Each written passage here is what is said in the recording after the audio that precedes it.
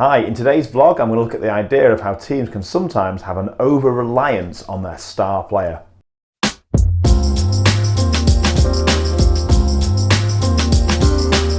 put this into context, during the World Cup in Russia, I noticed in the Argentinian displays that there was an over-reliance on Lionel Messi. Now, he's arguably the best player in the world, so I get why you would rely on him a lot.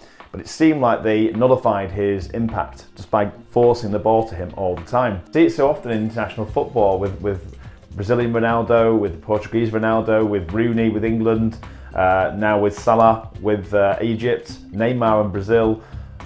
Certain players get hyped up and they become the kind of poster boy of that team. And you watch sometimes when it comes to a tournament or the big games, and they can end up being a disappointment and they end up looking forlorn and frustrated throughout games. And you think, have we actually done this player or anyone any favours by doing this? And I found time and again they were forcing that ball there when it wasn't actually the best option. If they'd given the play longer to develop, maybe Messi would be making this run. But wherever he was, the ball came to him. Your best player, just give the ball as many times as you can, and the numbers game suggests that eventually something good will come from that, and sometimes that will work. I think one of the issues is that you're stifling your other creative players, but their remit seems to be get the ball to Messi, and does that stifle them? Does that make them have that split second doubt about doing something else? As well, is that overburdening him? As good as he is, everywhere he is, the ball comes to him. And you think, sometimes the best performance I've seen from him, for Barcelona for example, a few years back, was the times when he's not in the game for a bit and the ball's just worked around by the rest of the team who have faith in each other, and then when it does come to him, it's not as obvious. He's not as obviously going to go there. He does come to him, he has that extra bit of space, and it's when he's ready, it's on his terms. I always feel in the World Cup with Argentina that Messi's power within the group became too large. You got the impression from watching those games that Messi wasn't entirely happy in that team, didn't feel they were strong enough or competitive enough. The manager almost seemed to try and appease that by saying, right, everyone give the ball to him all the time because he's great. But in a roundabout way that didn't seem to do any favours to him and therefore to the team. To put this into a scenario for you as a grassroots coach, maybe the strongest player technically, physically, the combination of those two things. Either way, this player is considered to be one of the strongest players in the team. Get the ball to them as much as we can. And that almost becomes the go-to tactic. Just get the ball to them, and it's a numbers game. A bit like when I talked about the idea of zone 14. If you get the ball there enough, stats show that goals will be created. But then by using that stat, the same with a star player, this player scores the most goals, give them the ball more, they'll score even more goals. And you kind of mess with that variable. And by doing that, sometimes you actually take away the effectiveness of that said player. Said player now has more of the ball, and they're starting to make a few more mistakes, trying to force things on the ball. They're feeling the weight of expectation that things have to come through them. Opposition players start to note that the ball's working to this same player, and they start to increase the tightness of the marking around that player. They maybe some more physical towards that player. They give them less chance, less opportunity on the ball. Before you know it, your so-called star player is frustrated and overburdened with the pressure of what's expected.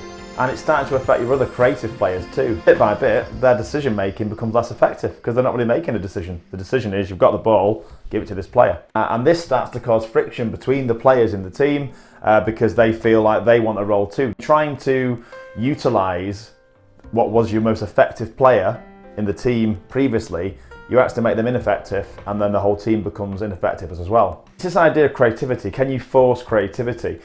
I'd compare it to, in a friendship group, there might be the person in the group who is the funny one, the one that cracks the jokes, the one that lightens the mood.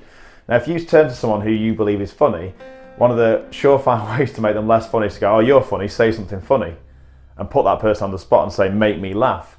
And once that person has to think it through, it's not just a natural quip or so on, it becomes more forced and often less funny. If you try and analyse why something's funny, you often take the fun out of it. You're looking at someone that, well, they're creating the most, and then you kind of almost overanalyse that. And for example, forcing the ball in that direction all the time, ball always coming to this same player. What made that player special in the first place was not overthinking, was not overanalysing thing. It was just going out there and playing. Once you say to someone, here's the ball, go and do something special, go win us the game, you're not only putting a lot of pressure on them, but you're also triggering their conscious thoughts as well. They're having to think, right, what is something special? What do I need to do with the ball? As before, it was probably much more natural. The ball was coming to them maybe less often, but they were reacting naturally to each situation, not thinking, right, I must do something right now, it's reliant on me. From a teaching background, I can relate to this as well, because we would prepare pupils for English exams, a part of which could be writing a creative story. And can you think of a less creative atmosphere than being sat in rows in an exam hall doing a test that needs to get a good score, and if not, there's pressure and you might have to resit and so on. Is that a great environment for creativity? You know, I don't think any of the great writers or any of the great stories that we all enjoy so much came from those conditions. What will allow your other players to become the strong player in the team? What will allow other players to become as creative and fulfill their potential? Could you allow the ball to work its way to where it's going to go more naturally, more organically? If you do want to have a focused player, maybe you say, right, well, let's work the ball early on to this wing, let's test out this fullback because last time he struggled against you.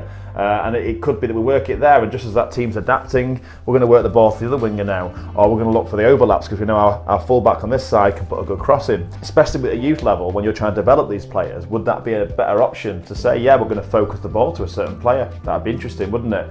And it might be that that player struggles with that, but that's development. At the end of the day, certain players will grab most of the headlines, and that is fair enough. But none of them can do it without their teammates. How can you get the best out of that player? If you put the spotlight on them, does that spotlight become like a searchlight in those movies, the prison searchlight, and all it does is light them up to the opponents and make them separate from their teammates? You want your players, your collective, to be strengthened, to grow and develop because of your leaders, your strongest players in the side. So these players can become that too. You don't want them to be shrinking in games because of them, or envying the other player. That's not going to bring any kind of medium-term, long-term success. If you put total reliance on one player, you're kind of putting all your eggs in one basket. If that player doesn't perform well, that player gets an injury, suspension, all these different things, leaves to join another club. Where are your other players then? Who's going to be able to step up and replace them, fill that void? Say there's no I in team, but as David Brent said in The Office, there is a me if you look hard enough. What's your opinion? A star player is important. Do we need a star player in the team, or is it all about the full collective, everyone equal completely?